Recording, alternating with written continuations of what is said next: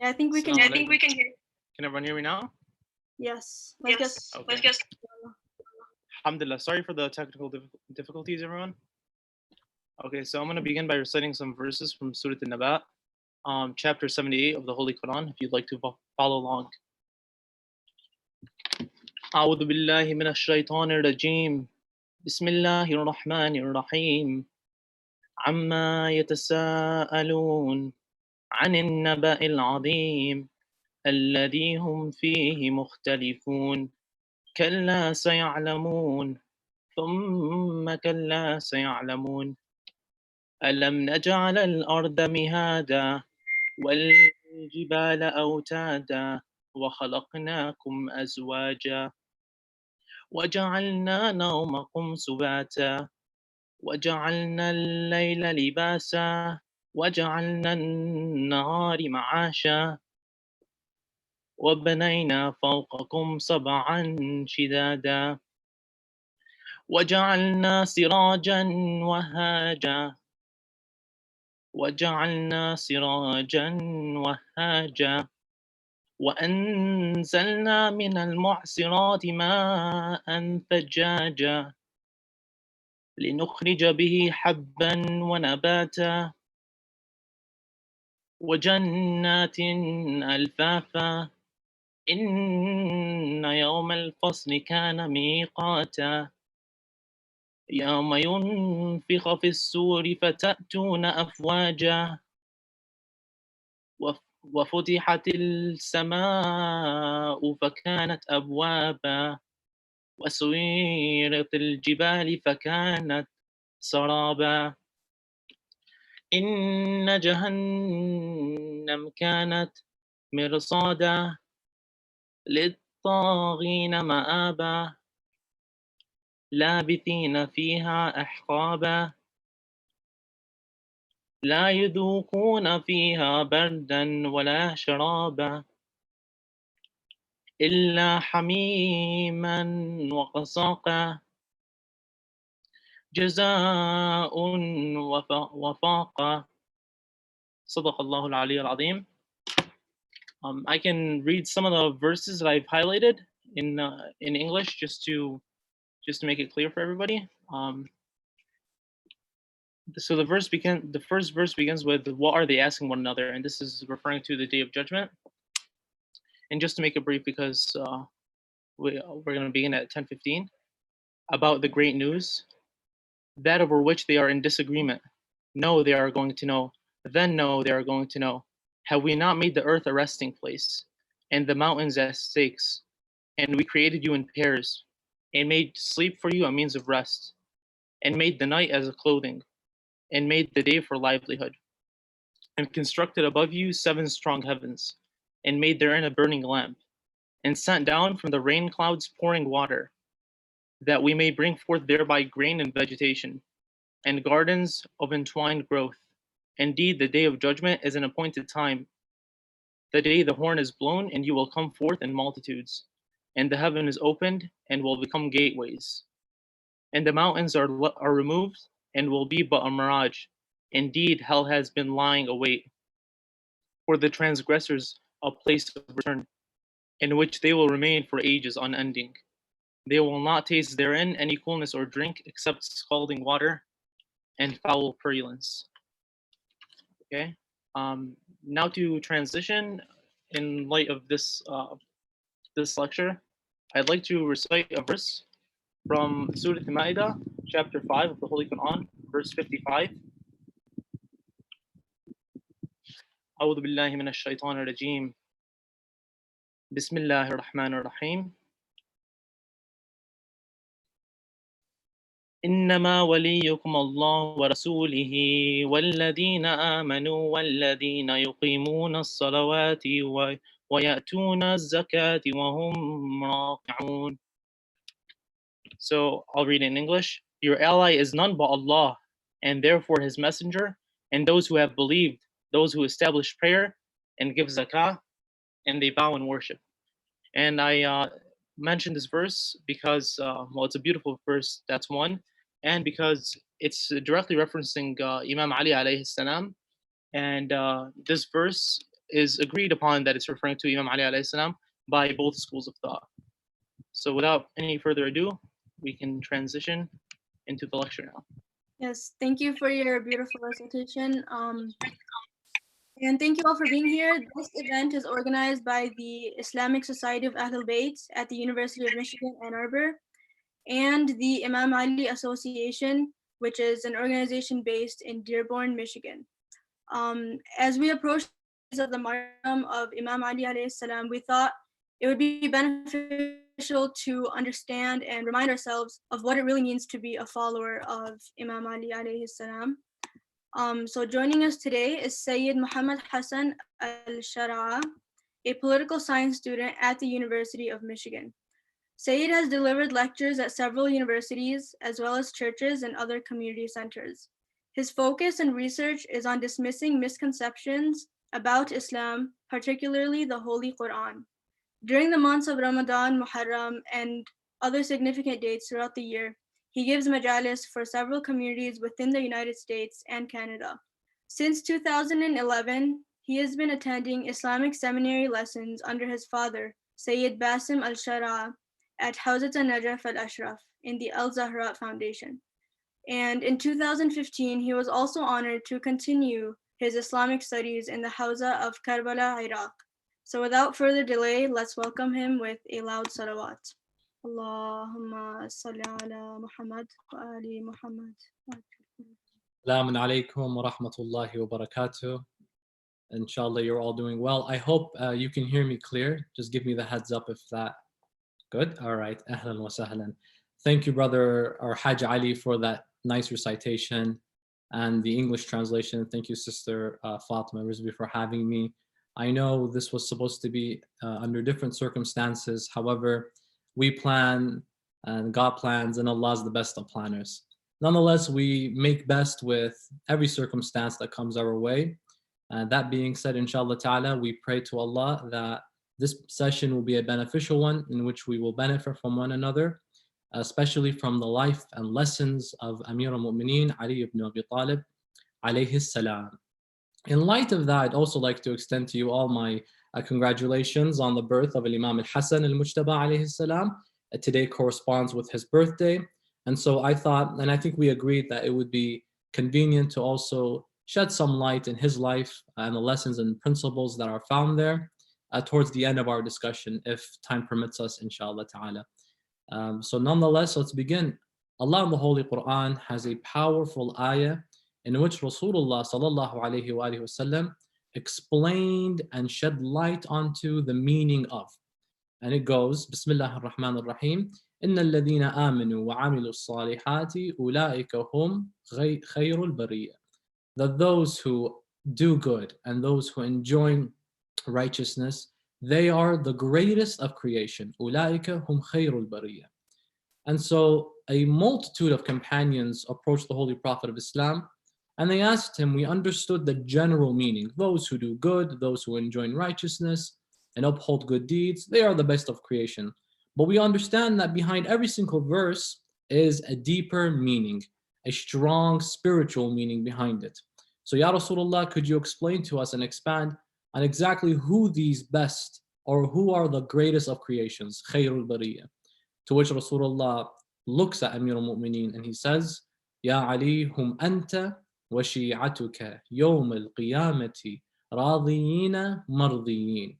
O Ali, they are you and your followers on the day of judgment, satisfied, and Allah is satisfied with them, gratified and satisfied with themselves, and Allah being satisfied with them as well. We take great pride and honor and privilege to be known as those who are from the followers of Amir al-Mu'mineen Ali ibn Abi Talib. However, we can just say that as much as we like. But what does it truly mean to be a Shi'i? As the title of our discussion suggests, what does it mean to be a follower of Ali ibn Abi Talib? Is it suffice for me to simply just love the man? Well, every single Muslim by default loves Amir al-Mu'mineen. However, is there a deeper meaning? When you love someone, you also want to get closer to them. You want to be like them. You want to follow their ways. Otherwise, What is it about them that made you want to establish a relationship, a connection with them?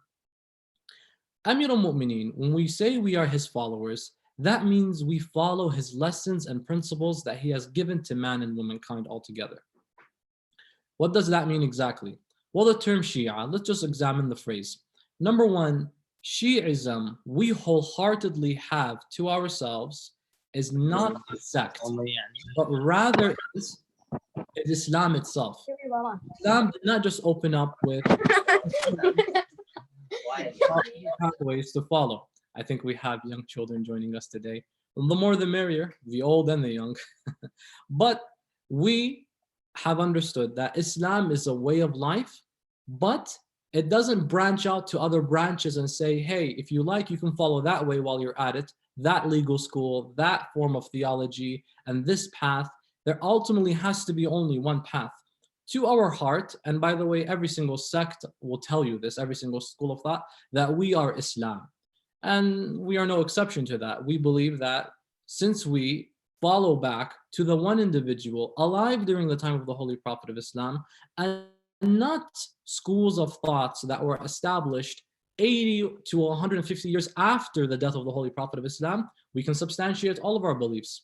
For we return back with theology to Ali, with jurisprudence to Ali, with history to Ali, with our fundamentals to Ali. And he actually lived alongside the Holy Prophet of Islam, not a scholar who came 80 years later or 150 years later, as 3/4 of the Muslim world adheres back to with regards to their legal school. I'm pretty sure most of us are familiar with that. But the majority of the Sunni world, our dear respected brothers and sisters from the other schools of thought, either return back to with their legal matters to Imam Abu Hanifa, or Ahmed bin Hanbal, or Imam al-Shafi'i, or Malik bin Anas. Whereas we hold dear that we return back with regards to our legal school of thought and our theology to Ali ibn Abi Talib, the man who was alive during the Holy Prophet of Islam. The man who, from the day he was born, he opened his eyes and he saw Rasulullah. So what does it mean to be a Shi'i? It means to follow the path. There's a term that's very interesting.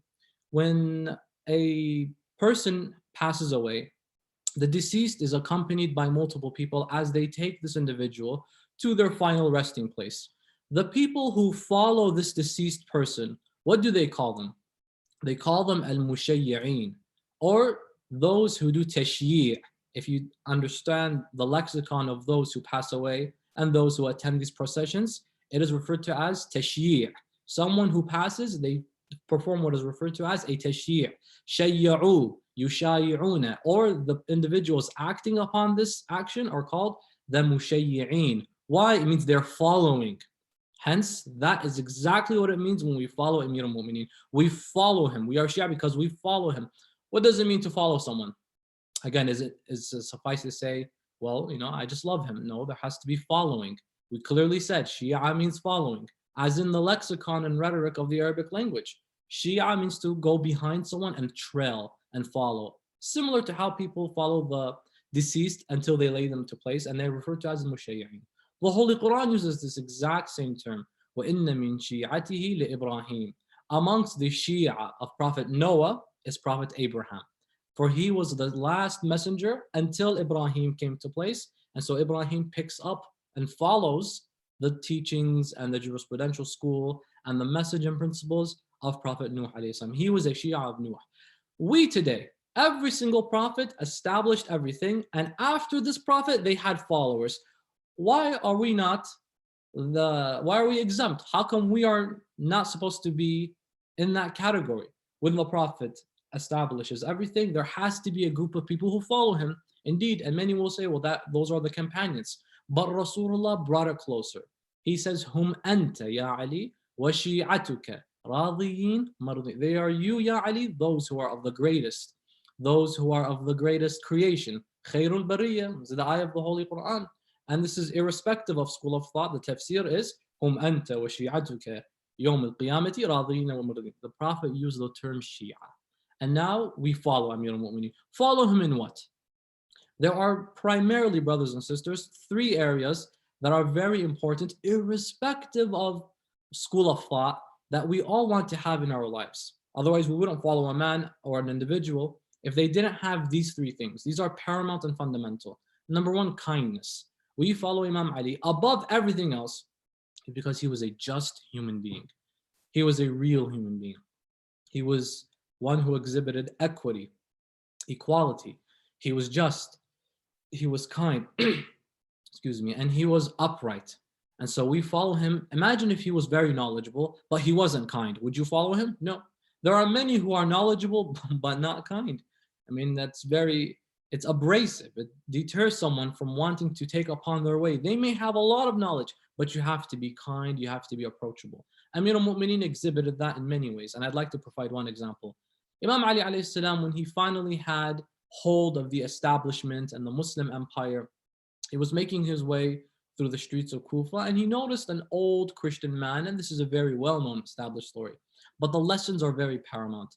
And he said the following lines. He said, Ma hada, what is this? The companions surrounding Amir al-Mu'mineen would say, well, this is an old Christian man.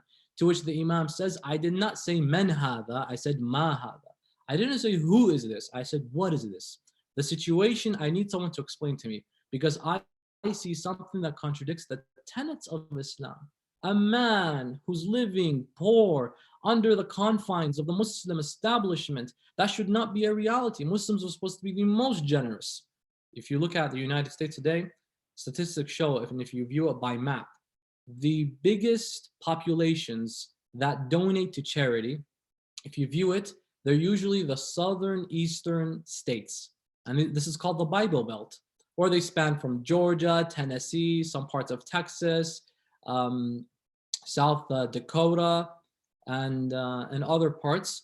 This area, the concentration of those who give to charity is highlighted there. Why? Because they have in their beliefs and in the Bible, donate, give, feed, and provide.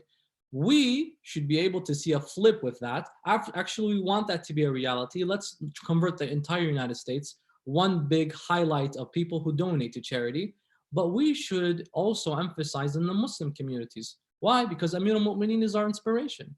We should see a big zone. Where are the biggest Muslim pockets? Say Dearborn, Michigan, Southeast Michigan. Okay, that should glow if you look at the map of where statistically most people give charity. That doesn't glow. By the way, it doesn't even shine. If you view that map, I suggest everyone go and take a look at it. It's very interesting. You see this progression of concentrated data that shows in this region, people donate the most.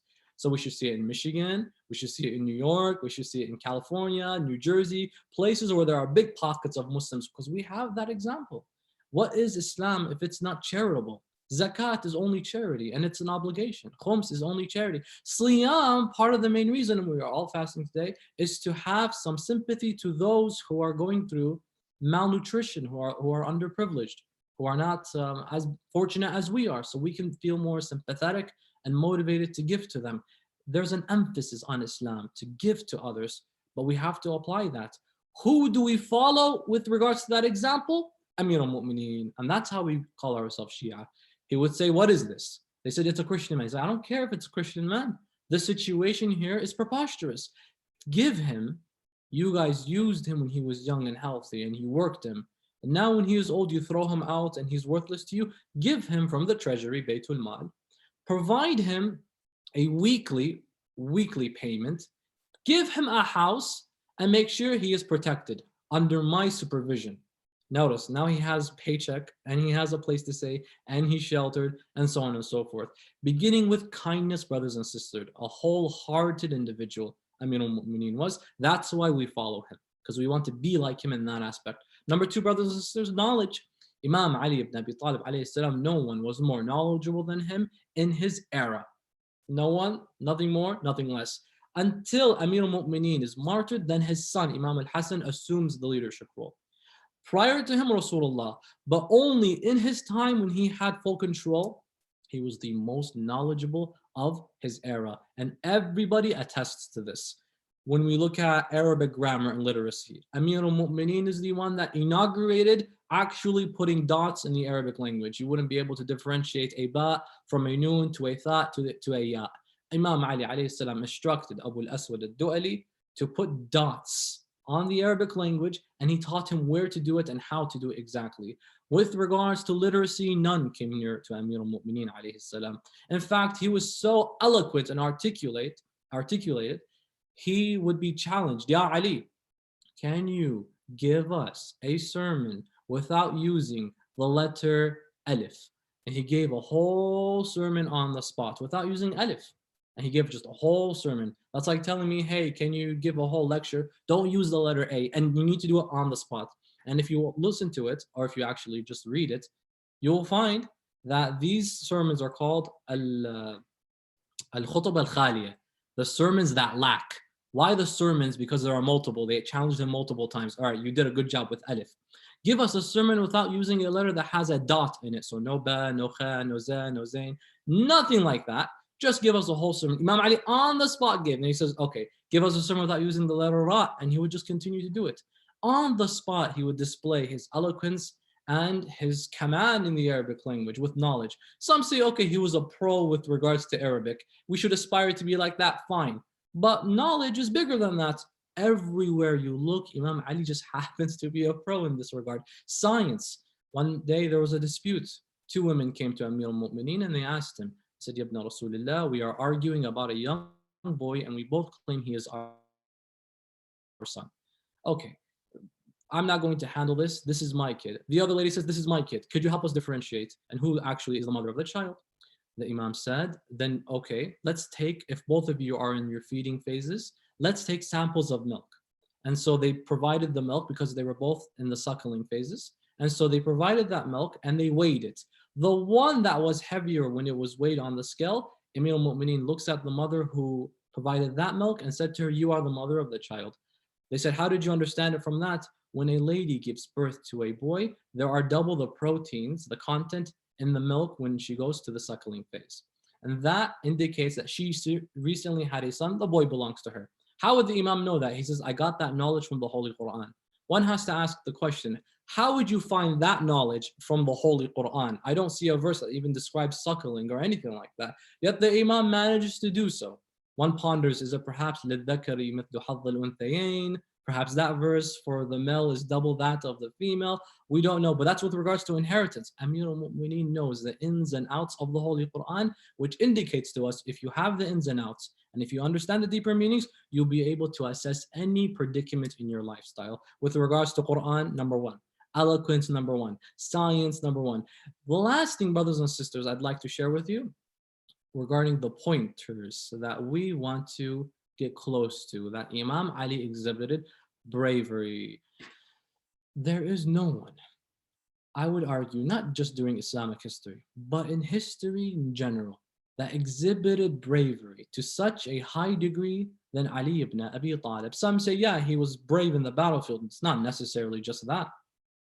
When it came time for the Holy Prophet of Islam to migrate finally, he needed a decoy.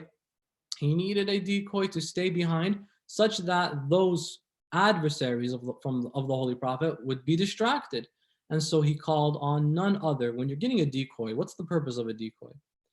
That it resembles you, that it looks like you, that it reminds those of that which could be present, but is not necessarily present.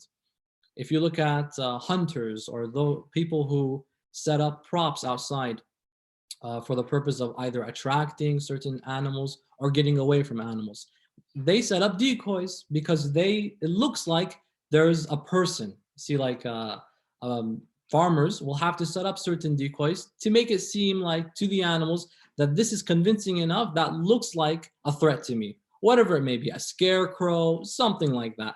Or when people want to find certain animals, they'll set up a decoy, they'll even make a sound.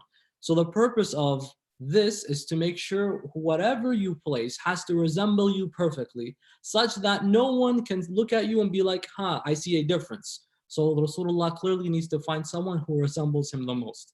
And this is also another lesson that's interesting, the uncanny resemblance of the Holy Prophet of Islam in character and in morals, him and Imam Ali ibn Abi Talib. But it's not just about the one who looks like him. It also has to be somebody who is brave enough to take the task. It's not easy to put yourself in that position where when the Holy Prophet leaves, everyone thinks that you are the Prophet of Islam and we're out to get your head. Amir al-Mu'mineen does it sam'an wa ta'an. He abides by that rule and he says, okay, I'll do it. And he goes to the Holy Prophet's room and he gets in the bed and he's just waiting for them to come and arrive. And when they arrive, they think it's Rasulullah buying the Holy Prophet more time to escape and leave to Medina. And then they see it's Ali ibn Abi Talib. And they want to fight, but Imam Ali is getting ready. He has his hand on his blade and he doesn't care. And he's outnumbered clearly.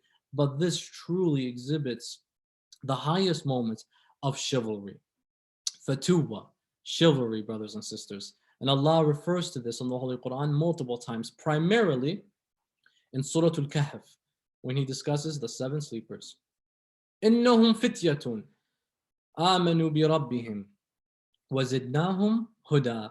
They were young chivalrous men who believed in their Lord. As a result, we gave them extra blessings through the means of guidance. Why would Allah give these people more blessings and guidance? Because the previous sentence, they were young chivalry, young, upright, chivalrous men. If you're young, well, what was the condition? آمَنُوا بِرَبِّهِمْ. They believed in their Lord. You're young and you believe in your Lord. Inshallah, all of us here are young. I mean, and even if you're 50, you're still young. Listen, no matter how old you are, you're always a child at heart. If you're young, brothers and sisters, and you still believe and you submit and you uphold, Allah will guide you extra. Why? Because you have every single excuse. I have health, I have wealth, I have a long life ahead of me. I'll do it. Have you heard of that line? I'll do it later. Hajj, I could have gone, I'll do it when I'm 90. I could, don the proper Islamic attire, be it the male hijab or the female hijab. I'll do it when I'm older. How many fallacies are in that sentence? Yeah, when you're older, sure. But it's amazing when you do it now. Why? Because you have every single excuse. And the tradition suggests that Allah will not accept the Islam of a person who's moments away from dying, but the only reason that they've decided to accept the message is because they saw death. Fir'aun, biggest example. As he is being crushed by the sea that was parted by Nabi Allah Musa, he says, Al-an amantu bi Rabbi Musa. Now what? Why? When it's your last moment? So don't wait until it's too late. When you are young, do it. Why? And Allah will give you double the award. وَزِدْنَاهُمْ. Ziyada means an excess. He gave you more. وَزِدْنَاهُمْ huda. Young, chivalrous men who believed in their Lord, Allah gave them extra guidance. Let's look at the pinnacle of chivalry, futuwa. The man who Rasulullah says, La fata. There is no young, chivalrous man. Illa Ali. وَلَا سَيْفٌ إِلَّا ذُو الْفِقَارِ. There is no chivalrous man like Ali ibn Abi Talib.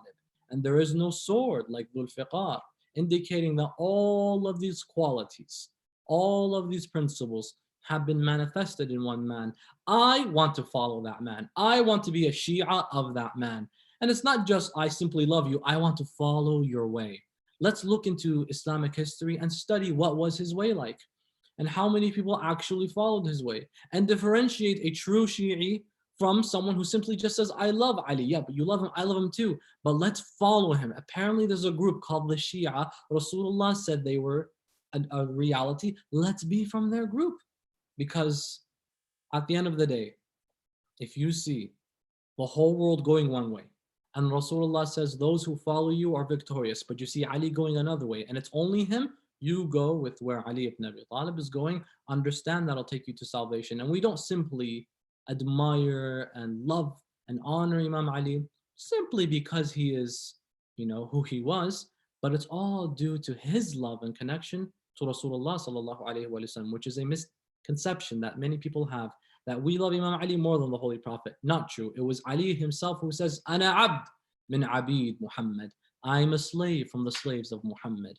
We love you because we saw you getting the closest to the Holy Prophet spiritually and character and in your character, ya Amir al-Mu'mineen. So it's not a matter of you love him more than him. It's because you had such a strong relationship and connection, ya Ali, to Rasulullah, then that is the reason why I decided to follow you. Allah says, Ittaqullah wabtahu ilayhi al-wasila. Believe in Allah, be conscious of Allah, and find a means to seek him. Find a medium. I found my medium. I know my means as to how I reach God. It's through Muhammad wa ali Muhammad. Allahumma salli ala Muhammadin wa ali Muhammad. Now, that being said, as we are speaking, it's also the anniversary birth of the very son of Amir al-Mu'mineen, Al-Imam al-Hasan alayhi salam. And I would be remiss not to mention a few points from the legacy and epic saga of Kareem Ahlul-Bayt, the generous one from the Imams of Ahlul-Bayt, Al-Imam al-Hasan, taught and educated and mentored by Amir al-Mu'mineen. When it was his role and he assumed the leadership, he began and he tried and he strived, but he was backstabbed and betrayed. He inherited all the forces of Imam Ali, all the men who were willing to lay arms and fight and pretty much die for Amir al-Mu'mineen. He inherited them. But many people, as they say, money makes the world go round. Many of them were bought off. And so Imam al-Hasan slowly started seeing his men leave him, because at the time the corrupt establishment, spearheaded by Muawiyah, la'natullah alayh, began to buy off these men. And so slowly, he was left alone. But Imam al-Hasan saw an opportunistic moment. Because Muawiyah ibn Abi Sufyan, his outer appearance was very Islamic. He would inaugurate mosques, he would have a big beard, he would do tasbih. It's not about what you look like, but to many people, if you don't look a certain way, then you're not Muslim to me. They don't care what's in the inside anymore. Muawiyah took advantage of that. But behind bars, behind curtains and behind the scene, he would be drinking. He doesn't care. There is no praying. So he was a hypocrite. So Imam al-Hasan, if he goes out against Muawiyah, number one, he has zero supporters. Number two, people will defy him. They will be like, well, the man's clearly a Muslim. He's a Sahabi. Why are you fighting him? And so there was nothing better to do other than make an agreement, a peace treaty, an agreement. The conditions being that there will be no more cursing of Amir al-Mu'mineen, and there will also be no more embargoes and sanctions on the followers of Amir al-Mu'mineen. And if you were to die, I assume leadership. But if I was to die during this time period, then you have to make sure that leadership goes to my brother, Abu Abdullah. Imam al-Hasan alayhi salam, the time came in which he was martyred by poison through his wife, Ju'da bint al-Ash'ath. Again, she was paid by Muawiyah to do so. And the caliphate and the leadership didn't go to Abu Abdullah, it stayed with Muawiyah, who then gave it to Yazid. Why would Imam al-Hasan make that decision? Does he not know what's going to happen that way, where he will just backstab and betray him? Of course he knows. Then why would he make that decision? Asif bin Barkhiyah, the individual mentioned in the Holy Quran, the one who got the throne of the Queen of Sheba in Surah An-Naml with the story of Prophet Sulaiman, before he blinked his eye, because the Quran says he had ilmun min al-kitab, he had some knowledge from the book, and he's not a ma'soom, can do that. What about the whole family who the whole book was revealed for, Muhammad and al-Muhammad? They don't have the knowledge of the unseen? Of course they do. So Imam al-Hasan knows he will betray and not follow through the rules and the conditions of the deal. So yeah, but he still makes an agreement. Why? So he exposes his true colors.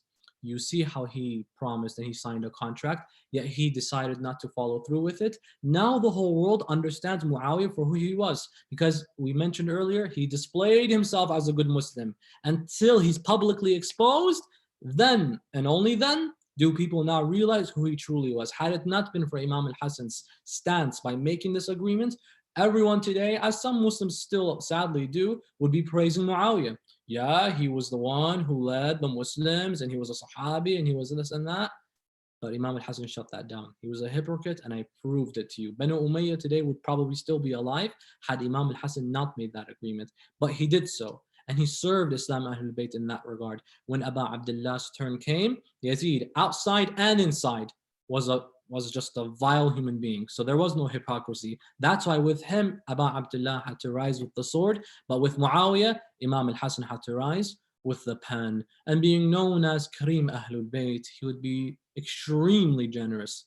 In fact, traditions say he would donate and donate and donate, such that it reached the point where Imam al-Hasan had no more wealth for himself personally.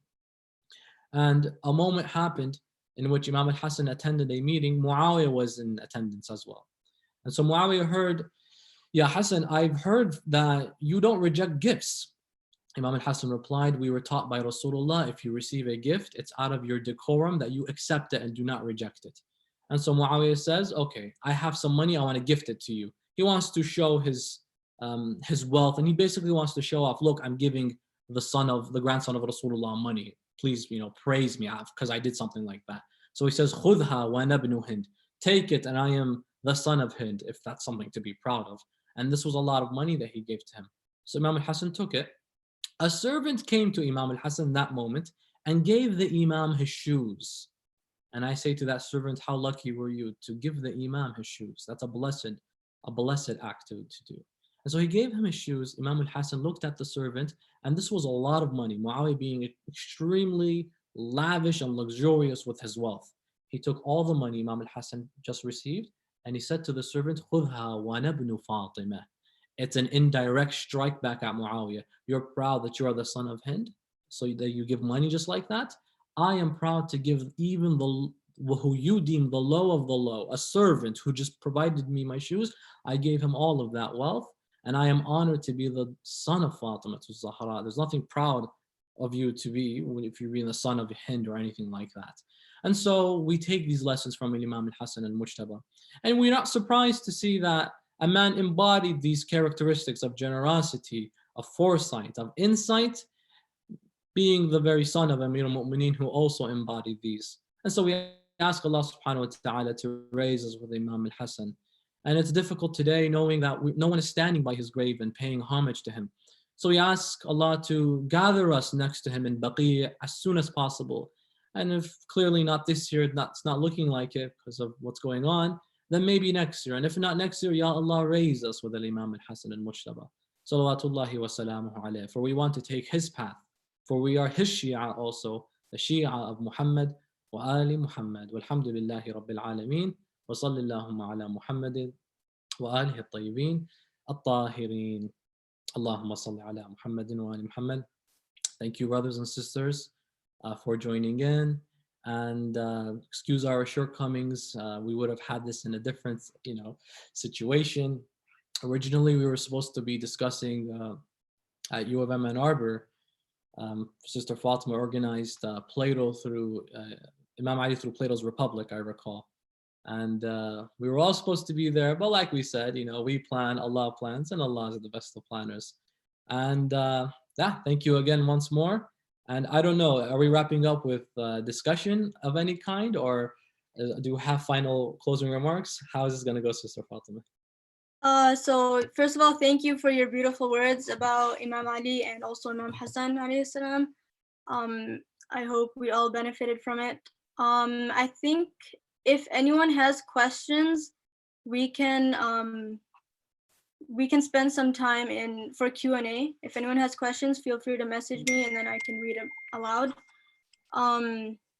So we'll give people a few minutes and then close with Dua Faraj, inshallah. Inshallah.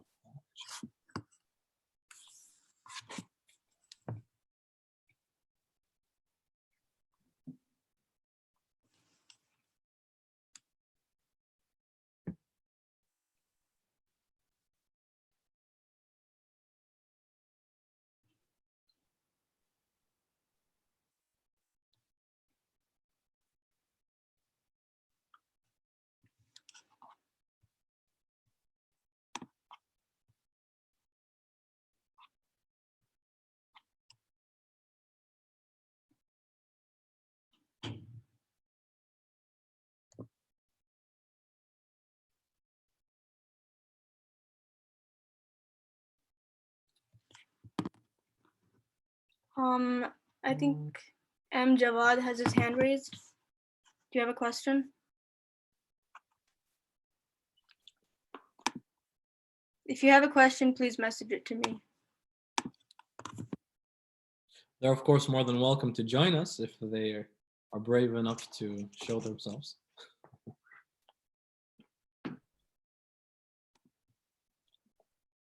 Assalamu alaikum. Thank you for this opportunity. It was a little bit hard to write because I thought it might be a little bit lengthy in terms of question. So this is Muhammad Jawad from Virginia Tech.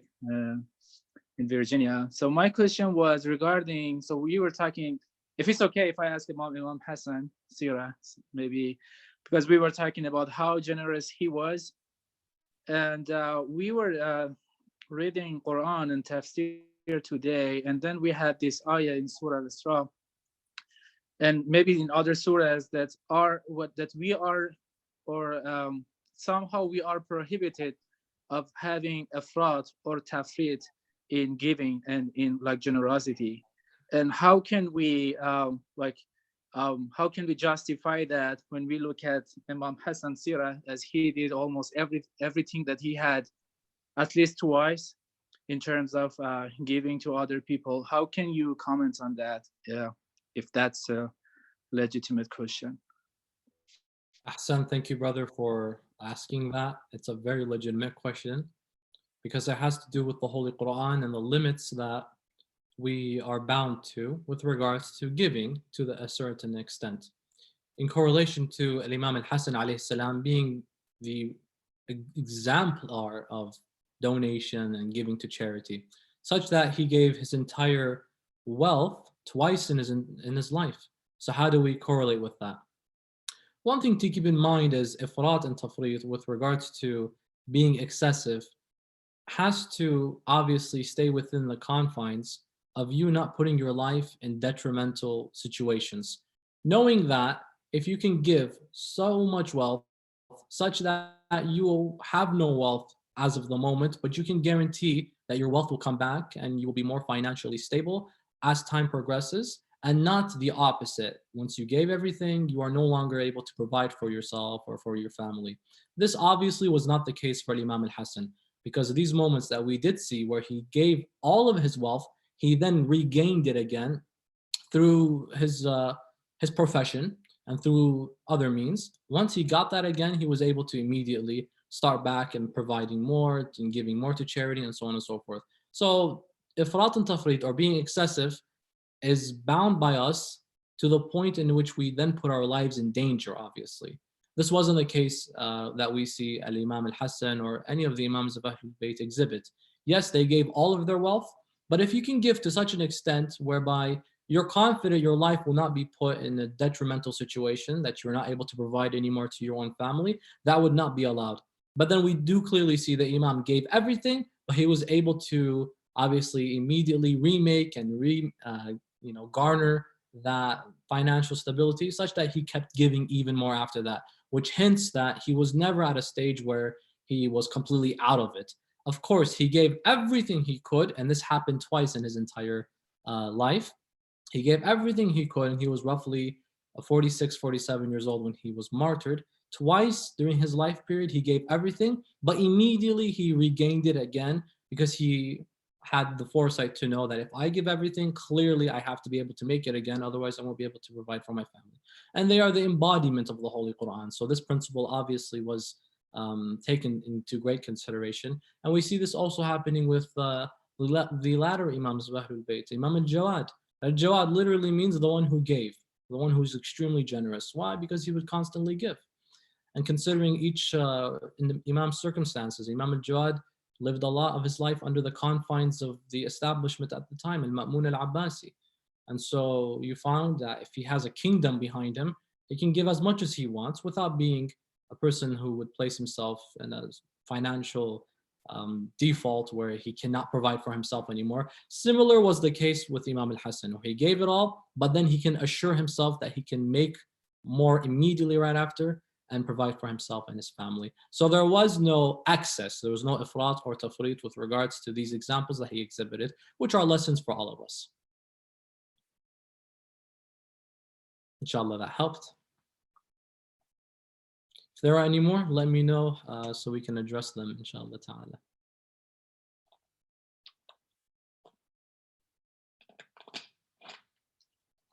Any more questions? Do we have anything else? I think that's it for questions. So thank you again for joining us today. Like you said, we were initially planning an on-site event at the university. Inshallah, we'll still be able to hold that in the future. But so inshallah, I think we will end with Dua Faraj. I just want to say that before we end, we'll put out a poll like we do every night. And if you could give this event a rating, please do so, everyone here. And let me invite Sayyid Rizvi for Dua Faraj now. Inshallah ta'ala. Thank you again for having me. Make sure you give us 100% in that poll, and may Allah bless you all, inshallah ta'ala.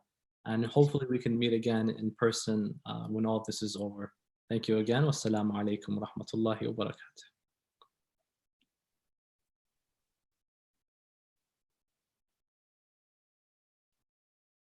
Sayyid Rizvi, are you there?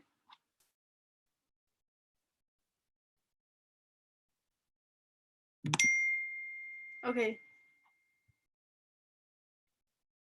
You're unmuted now. Inshallah, let's have Dua Faraj. Okay. بسم الله الرحمن الرحيم اللهم كن لوليك الحجة ابن الحسن صلواتك عليه وعلى آبائه في هذه الساعة وفي كل ساعة وليا وحافظا وقائدا وناصرا وذليلا وعينا حتى تسكنه أرضك طوعا وتمتعه فيها طويلا برحمتك يا أرحم الراحمين. Allahumma salli ala Muhammad wa ali Muhammad. Thank you everyone for joining us again, and inshallah, be sure to join ABSA's events in the future. And yeah, thank you again. Wassalam.